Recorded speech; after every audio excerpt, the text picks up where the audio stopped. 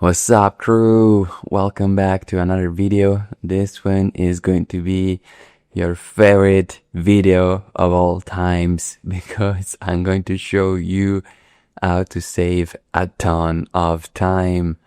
So if your computer sounds like it's about to take off from Cape Canaveral when you're doing a rendering, this is the video for you because we are going to finally cover the settings and the magic buttons that you need to click to make your renderings faster. And so we are in Blender and I brought up this scene that has a big amount of faces of geometry, about 2.5 million, a little bit more than that. So it is heavy and it has a ton of textures, and so it's gonna take a little bit to render. And so I brought it up so we can talk about how to make the rendering faster. When you have very intense, very heavy scenes, you need to know some stuff. Where do we begin? We begin from the edit and preferences. So this is the number one thing that you need to set up. It may be that it already came up well set up with your installation, or maybe not, but regardless, you should know about it. So in preferences, there is a tab that says system, and within it, you have this tab that says cycles render devices. This is where you tell your computer to use your GPU, which is like a major step because a GPU is the part of your computer that processes the heavy work. It's a component of your computer that is made to do this kind of job. If you don't have a GPU, well, you are in a sea of trouble, but because all that hard work will fall onto the CPU, and the CPU is really not meant for this kind of work, so it will take a lot longer because it's not like a specialist. Imagine it like this, that the CPU is not a specialist and the GPU is a specialist for your rendering, and so they can do the job faster. Now, in the case of the machine I am using right now, I have an NVIDIA GeForce RTX 4070 Ti Super, which is a lot of marketing, but basically it's a NVIDIA GPU.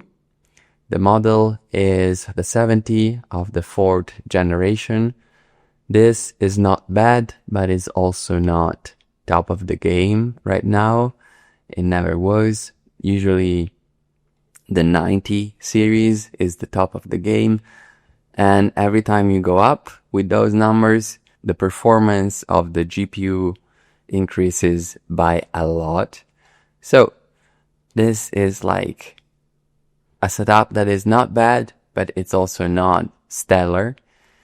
And then just below we have the CPU, which is the Intel Core i9. This is fairly good, but basically CPU stands for Central Processing Unit. This is like the brain of your machine, and it basically handles everything that is happening on your computer. And basically this tells, when we start the rendering, the GPU what to do, right? So you want this in sort of like the tower control, not doing the job, right? Now, it is important that you click on this tab, right? Rather than having none. It's important to have it on CUDA because CUDA is the model, the program that NVIDIA has developed for their own GPUs so that the work of rendering can be broken into parallel tasks that are carried at the same time. And therefore, because the whole job gets divided into parallel tasks and they're all done at the same time, you end up with a faster result, right? So the GPU basically does multiple things at the same time in parallel, and therefore ends up finishing the job way faster than a CPU, which is like a lonely worker that has to do everything on their own. Now, if you don't have an NVIDIA GPU, but for example, you have an AMD Ryzen, there are other options that are specific for them. I've never had a Ryzen AMD GPU, so I've never set them up, but you can look them up on the Blender documentation. You won't have access to CUDA because CUDA is specific to NVIDIA. Anyway, while we're here, we should also know about the backend. This is not something you need to touch, but it's good to know about it because in the future, this is going to change. So right now we are using OpenGL backend. A backend basically refers to what kind of API Blender is using to do the rendering. What's an API? Whenever you click on render or render animation, you are sort of commissioning the rendering. And then your computer at the very other end of the process has to receive that order and process it and create the render for you. And in between this process, Blender has to, carry out this order that you have asked for. And the way it does it is through the backend. Now, the backend that has been used forever is OpenGL, which was developed in the 90s, which means that is like super stable. It is the backbone of anything that you see in computer graphics. It's the golden standard, but it is old. It's from the 90s. There are things now in terms of technology that didn't even exist as a remote concept in the 90s. And so this is old code that is not really super efficient, like at all, but it is stable and easy to develop. And that's why it's been used forever. Now, the other one is the Vulkan, which is fairly new. It is much harder to work with, but it is much more optimized for the new technologies that we have access to. So, this is nothing that has to do with you. This has to do with the people developing Blender. They have to program these things in, and it's much harder to work with Vulkan. So they are like at the cutting edge because they have integrated it, but it's still into an experimental mode, meaning it will crash and burn a lot. So don't use it. I mean, you can try it out, but you will most likely experience a lot of crashes and not necessarily a significant improvement yet. But this is something to know that, as we roll out into newer versions of Blender, like we are going to have soon Blender 5.0 and so on, eventually we will switch to Vulkan, which is a much newer and much more efficient solution. Anyway, lots of talking so far, just 2 settings. That's it. Keep it on OpenGL. Make sure you're on CUDA. So make sure you have this selected, but not this one. We only want to use the GPU, not both. And this brings me to the scene finally. So you want to find your properties panel, and then we need to look at a few things. First of all, render tab and render engine. So right now we're going to talk about cycles for a minute, and only later we will talk about Eevee, because the fundamental difference is that cycles is based on ray tracing, which means that of the 2 options that you have is the more computationally expensive, but also the one that will give you the best, most realistic results. The feature set, you can leave it on supported or experimental. Experimental basically makes a few more options available. Nothing major, nothing significant happens unless you make those changes in the extra options. So you might as well put it on experimental. And then on device, you want to make sure you are on GPU compute. It is totally possible that you have activated your GPU in the preferences, but you are still on CPU. This will basically make that option useless because you are not using your GPU. And like I just said, the CPU is not a specialist for renderings. Let's put it like that. Whereas the GPU is. The GPU can make things in parallel and therefore works way faster. And now let's take a render so we can start to see something nice. And so here is the rendering as it gets made. And while the computer works, I am going to show you that there is this number that is slowly growing. This is the sample number that is going all the way up to 1024. And once it hits 1024, you will see that this debugging data and info that is currently giving me insight into the render will change to finished. And it will tell me that it took 40 seconds to create this single image right here. As you can see, it is a fairly complex image, lots of textures involved. There's an HDRI in the backdrop, and like it's a high quality, high demand rendering. Okay.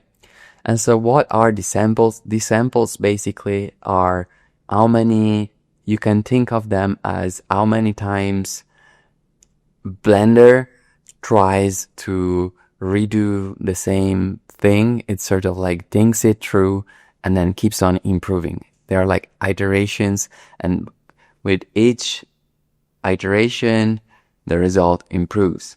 So if I do this again, you will see that at the beginning, the image is very noisy, and then very quickly it gets out of the noise, and then it keeps on refining and it keeps on making it less noisy. And so by default, this is, I think, at 4096. That is a lot of samples. In most cases, you don't need that many. You can lower it down all the way to 1024, and you are doing 1/4 of the work to get a result that is fundamentally just as good. And so to compare them, I'm gonna let this one finish. Give it a moment. And once it's finished, in the render tab, you can go over here to the select slot and click on slot 2. And this will fundamentally allow you to take another render without losing the previous one. And so right now I'm going to change the samples back to the 496, send another render, and when it's done, we will compare them.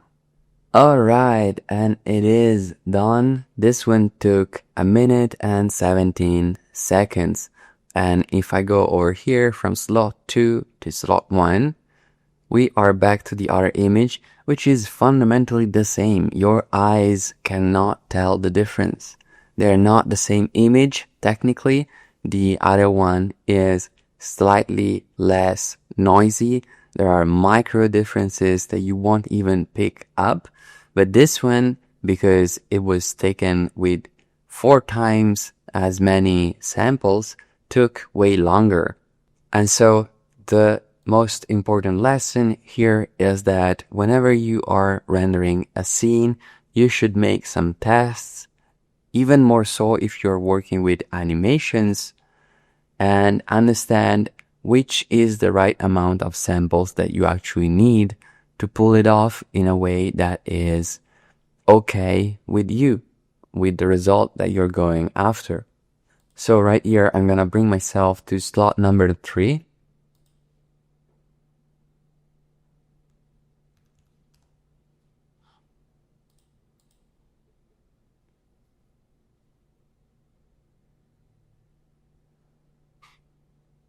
And we are done in just about 22 seconds. And now we have an image that is basically just the same as the previous one. Okay, so if I zoom in, this is the one taken with 256 samples. I still have an insane amount of detail. This is perfect, and there is absolutely no reason whatsoever why I should spend a minute and 20 seconds when I can spend only 20 seconds on it. So by adjusting the number of samples, you can dramatically increase the amount of time that you are saving. Now, in some cases, you might want to toggle off the denoise. Let's take the same image without the denoise. And here we are. It took slightly less time, like within seconds, because it didn't have to denoise. And the result is that this image has been sort of smoothed. There's noise at the end of the final sample that has been further removed through an alternative process. Whereas this one, as you can see, still has that noise. Now, my pro tip is that I actually prefer to have some noise in there because real images have noise. When you take a picture with a camera, it has noise. And depending on the quality of the light, it might have more or less noise.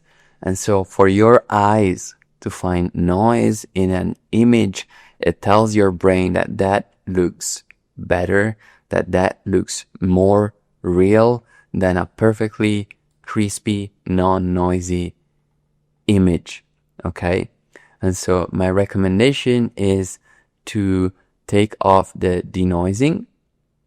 Now the denoising, you might want it if you want an absolutely crispy image that then you plan on further editing. Maybe you are going to reintroduce the noise later on with some post-processing. That is also an option, totally valid. It's up to you.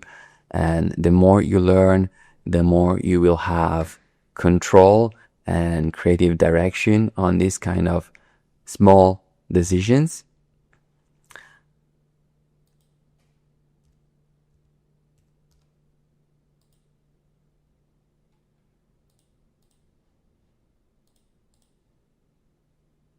The other thing that denoise allows you to do is to sort of like lower even further the max samples.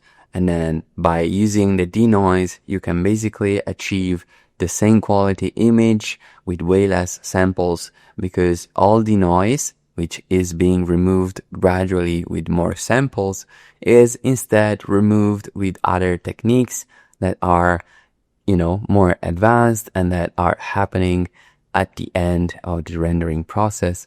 And so you see that now we have brought down this rendering to just 12 seconds and the quality is still solid, still super good.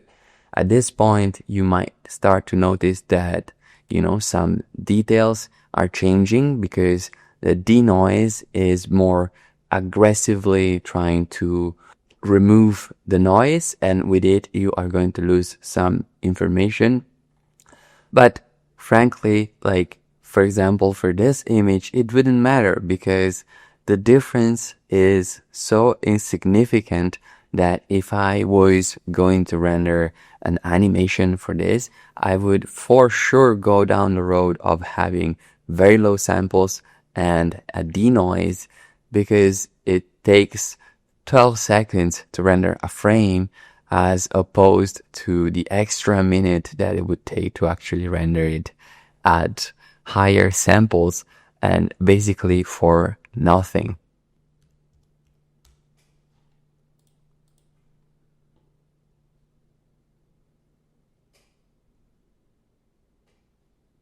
And now we have gone even further down, and now you start to see some diminishing returns. Now we are using half the samples of before. Before we were at 64 and now we are at 32. And now we are down to just 10 seconds.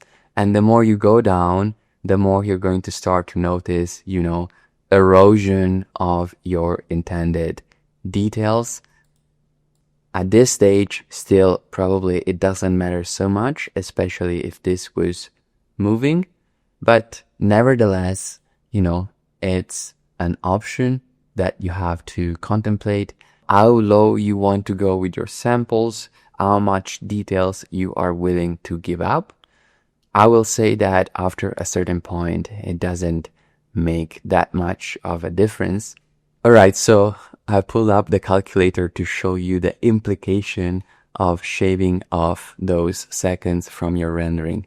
Suppose that you are working at 60 frames per second for your animation, and you need to render out 10 seconds of animation, just 10 seconds. That is already 10 seconds times 60, 600 frames that need to be rendered. Now, if your rendering takes 10 seconds, that's 600 times 10, 6,000 seconds, which divided by 60 is 100 minutes, which divided by 60 is a little over an hour and a half. It's about an hour and 40 minutes of wait time, of rendering time to develop 10 seconds of your animation. On the other hand,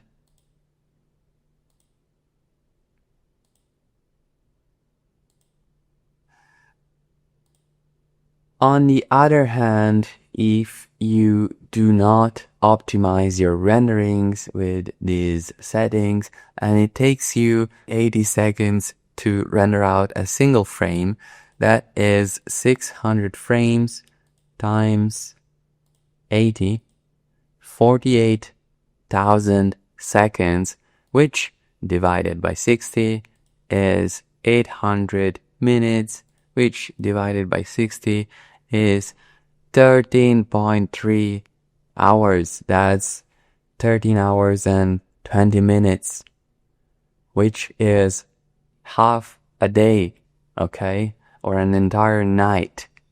So here you see the implication, and this is just for 10 seconds of animation. So you see the implication of and the importance of knowing this stuff and taking the moment, taking the time to experiment before launching your animation.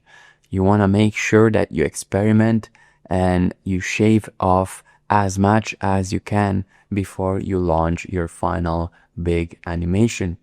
That is also why in previous videos I stressed about the importance of lowering this percentage to something like 25% when you launch your animation, because when you're doing with stuff that moves and you cannot see it at real time, like maybe it's a heavy scene and you cannot play it at real time in your timeline, or maybe you need to see it rendered out and playing at real time, well, there is absolutely no point for you to render at full resolution something that very likely you will find that needs to be changed, right? So if you work on an animation that is somewhat complex, that has many parts moving, it is very likely that you will need to tinker with it, that you will need to see it played out, and then you will make choices about what needs to be changed. And sometimes it's maybe something small, maybe it's like a light that needs to move a few centimeters over there, but still you need to re-render everything. So you don't want to be that person that waits 13 hours to render something that they will not even use, because that is just a tremendous waste of time and of electricity. Okay, so moving further, the next thing you need to know about are light paths. So like I said at the beginning, Cycles is a ray tracing based render engine. And in this video, I will not go in depth into explaining, into giving you the technical explanation of what a ray tracing engine is versus other alternatives like Eevee.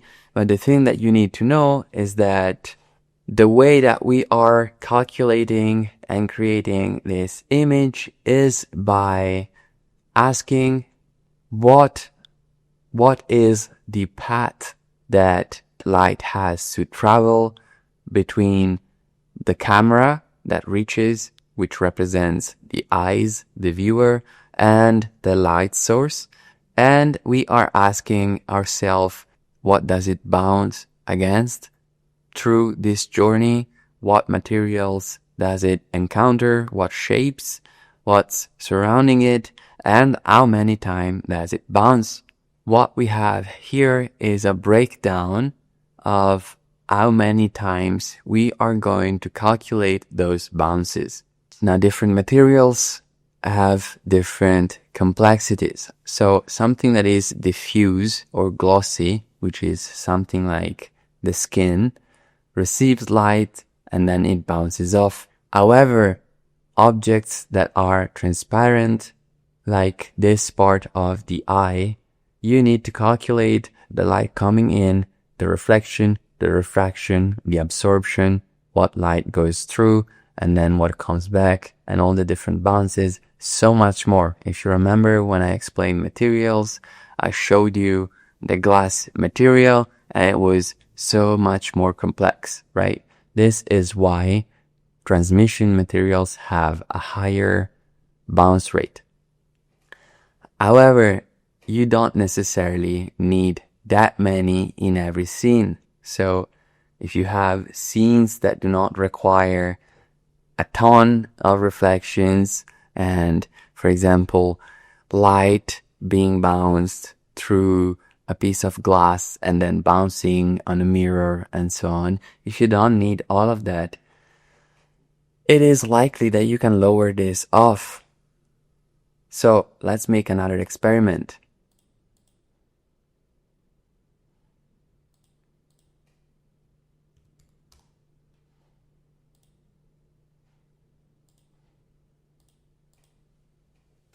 So I've turned off the denoise, raised a little bit the samples so it takes a little bit longer to render out in the hope that we will see some difference. And this is with the basic default light paths bounces. Now I'm going to move myself to slot 2 and gonna make some changes.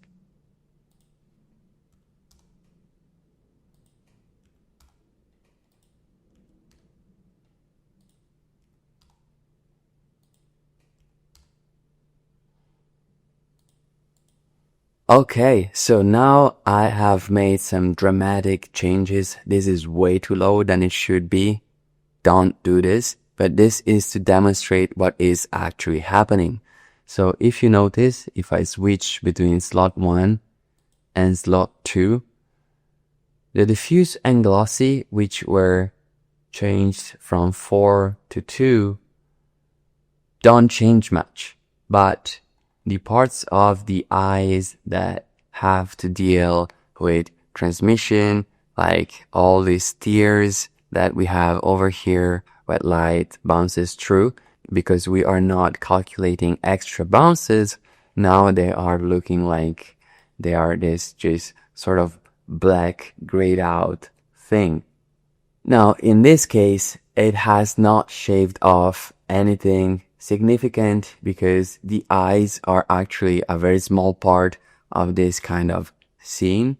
So in bigger scenes, more complex scenes where there is a lot of light bouncing around, this will make more of a change in shaving off seconds of your rendering time. But again, you should, use common sense and ask yourself, how lower can I go, just like the samples, and how much do I really need this based on the materials that I have in my scene. Okay, and so now I brought them up a little bit more, even though they are lower than they were in the beginning, and you see that we have restored the natural look that we had before. Even then, once again, in this case, it's not making too much of an impact because we don't have that many transmission materials that are impacting the performance. And that is already a lot. That is like 80% of the magic settings that you can change to improve your performances.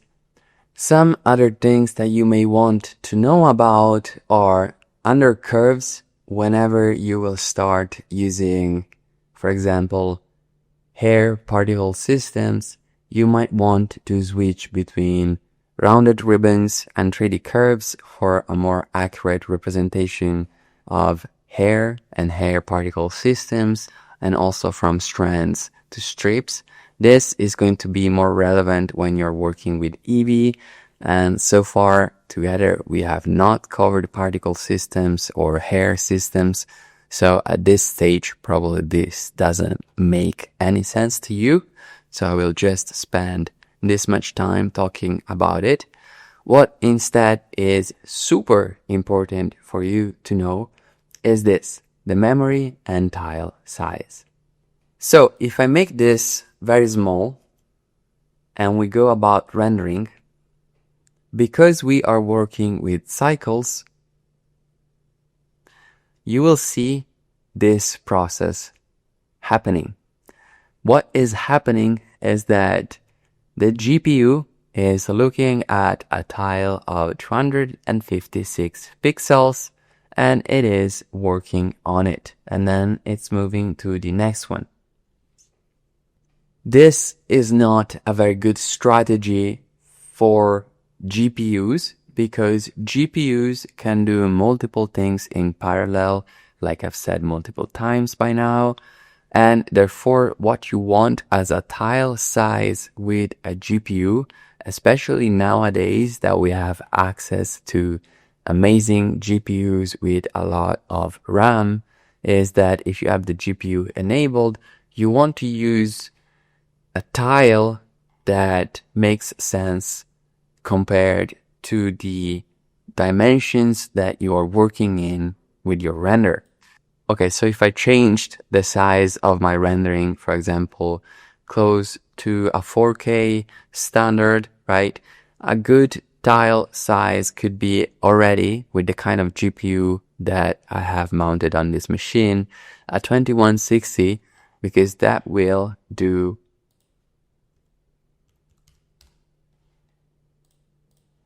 this.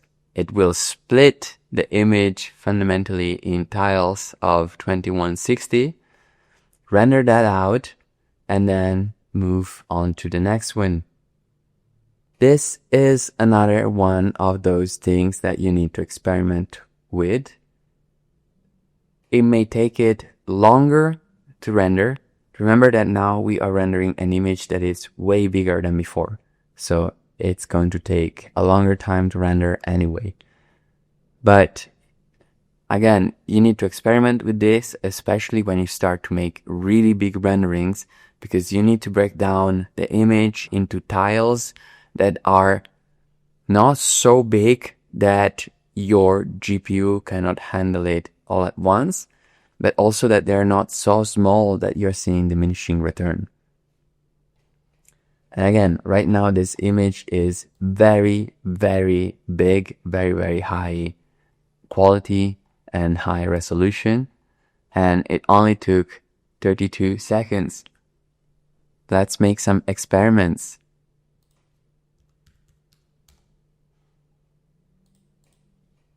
And so here in slot 2, I've just made the same exact rendering, but with a tile size that it's huge. It's one big tile fundamentally, right? And I can pull it off because this machine can pull it off, in this case, with this scene, with this complexity. And it shaved off basically nothing. It changed by, a few tenths of seconds, nothing significant, but this is something that you want to account for if you are working with GPUs that have lower RAM, that have lower specs. So for example, when I began my career, I had access to only a 1080 GPU on a laptop with a broken vent, and that was just painful. And so I very quickly learned about tile size because I was tackling very complex scenes for clients that had a lot of things going on. And so many times I would run out of memory because there is only so much that your GPU can process at the same time. And breaking the tile size down to something very small helped process the image, right? Because if it takes longer, it's still better than if it doesn't go well at all, right? If you end up out of memory, you cannot process the rendering, you end up with nothing. If your Blender crashes, you end up with nothing. So, this is the one setting that helps you deal with that. And you can use it to either optimize your renderings, how the load is split, if you have a GPU that can handle it, or it can save your life and allow you to undertake renderings that otherwise you cannot undertake with like a less powerful computer, but it's gonna obviously take longer. Somewhere you have to compromise. Also important are these settings down here that you might want to play with and see how they affect your rendering time. I will not go in depth into how this works, but basically it has to do with how your computer, with how Blender organizes things when it comes to sort of manage what is going to get rendered at what time. Basically, it has to do with optimizing so that similar things are processed at the same time. That is as much as I can dumb it down, and probably it's already oversimplified. But basically what you need to know is that, for example, you have options like persistent data, which at the cost of having more memory committed, for example, out of the RAM that you have access to with your GPU, this can improve usage over animation, right? So if this again was an animation, you would see that not every rendering takes 31 seconds because maybe you have something small of a change and Blender is able to retrieve information from the previously calculated render and reuse it so it takes less time. And so when you launch the animation, the first frames might take longer and then other frames that are similar might take less time rather than being recalculated from scratch. That is about it in terms of sheer performance. A few reminders are that if under film you change this to transparent, you can basically hide your HDRI like I showed you in the HDRI video, where I covered also so many other tricks and things that you can do with HDRI. And also down here under color management, you can change the type of color management that you are using for your scene and the look. Now these are applied after the render, so you can take the render and then change them and still see the changes. So for example, I have filmic on medium contrast, which is the same as having none. But if I move it to very high contrast, you will see that now the image has a much higher contrast, obviously. Now, like always, I caution you against using extremes like very high contrast, but I do invite you to play with the look especially in correlation to the view transform. At the beginning, you can approach this as just a fun thing to play with, like filters on an image. And as you become more experienced in the future, you will be able to make choices on this based on technical specification of what you're going to go after in terms of a look and what you plan on doing with the image after you have rendered it. Because like I've said previously, when you get to professional production, once you take the render, after that, there is still another part of the pipeline, which is the post-processing. Okay, and with that out of the way, a few final reminders are that the percentage is something that you definitely want to dial down when you are experimenting with animations. But then you have to remember to bring it back up when you take your final rendering. Don't forget that. Don't, make final renderings that are really small in resolution. Otherwise, all your good work will get lost. In terms of frame rate, hardly you will need more than 25 FPS. You can go, as crazy as you want, but 24, 25 is a perfectly fine standard for animation, especially if it's stylized. You can go even lower than that. With realistic things, between 25 and 30 is usually the, industry standard, with 60 being involved only when we're talking about really higher end productions like, Avatar, the movie. Or if you are trying to do things like slow-mo, then you might need to take more time, more frames per second. But on average, 25 frames per second is plenty enough. And this is also an important choice because, like I demonstrated before when I was making an example for 60 FPS, it can make skyrocket a lot the time that you have to spend rendering. So again, use your intelligence, use common sense when making those decisions. And while we're at it, remember that from here you can also change the output and file format and so on of your rendering. This is where you set out the kind of output that you produce. From here, you can change it to video if you want to render out a video that as the final output, you don't have the individual frames, but the video already compiled. This is how you do it. And if you go under encoding, the container can be changed from Matroska to MP4. Technically, this is the MP4 that you have been using most of the time. Most likely by default is on Matroska. This also works. It's like a sibling of MP4 video and so on. Once again, I will not go in depth into these things like the codec, but you should simply know that there are options here that change fundamentally how heavy your file will be at the end, the quality of it. For example, the output quality, by default it's set on medium. You can bring it all the way up to lossless. You don't need to do that. I repeat, you do not need to do that because this is such small of a change, even perceptually lossless. It's such small of a change that you cannot tell the difference.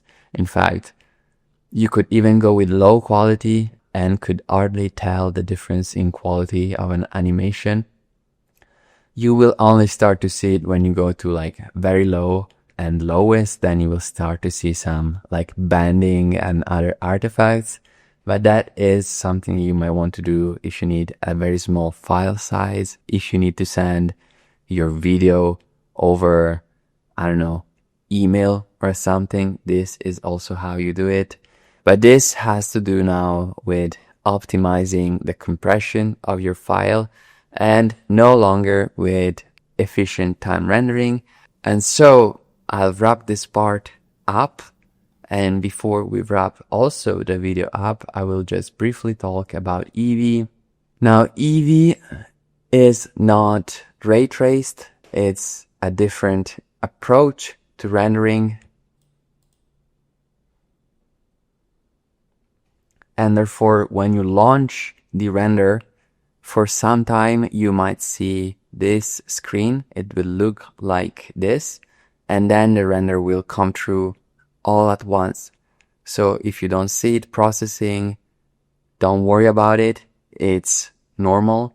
The way Eevee works is that it sort of like takes everything together and then output the render, and it's done. Okay, you will not see the sampling going up. It just goes about it in a different way. As you can see, this is significantly different from this one. Totally different interpretation of how light works. This, in many cases, takes way less time. Eevee is not as computationally intensive, takes less time to process.